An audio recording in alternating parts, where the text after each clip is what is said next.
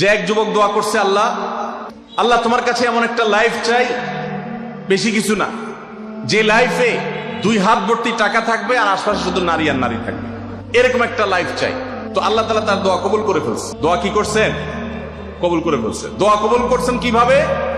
দোয়া কবুল করে তাকে আল্লাহ তাআলা এমন একটা বাসের কন্ট্রাক্টর বানিয়ে নিছেন, যে বাসটা হলো মহিলা বাস।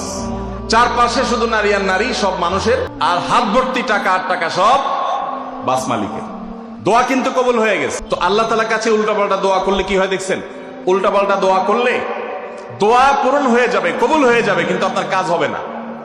অনেক যুবক আছে আল্লাহর কাছে দোয়া করে, আল্লাহ বেশি না, 1,05,000 টাকা চাই।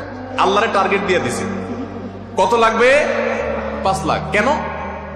একটা বাইক কিনবে। যুবক মানুষ রাস্তাঘাটে বাইক ছাড়া চললে ভালো লাগে না। একটা ভালো সেট কিনবে, না হলে ফেসবুক স্ট্যাটাস ভালো করে দেওয়া যায় না, ছবি তুলে দেওয়া যায় না। সাইফুল্লাহ ভাই ছবি তুলে দিতে বলছেন না, মাহফিলের ছবি তোলা যায় না। আর কিছু টাকা দিয়ে ছোটখাটো একটা দোকান টোকান কিছু একটা করবে, বিয়ে শাদীর ব্যবস্থা করবে, বাস, বেশি কিছু চাই না। তো আল্লাহ তাআলা 5 লাখ টাকা ধরেন আপনাকে দিয়ে দিল, সাথে একটা রোগও দিয়ে দিল। ওই রোগে খরচ হবে 6 লাখ। তাহলে আপনার এই 5 লাখের কোনো মানে আছে?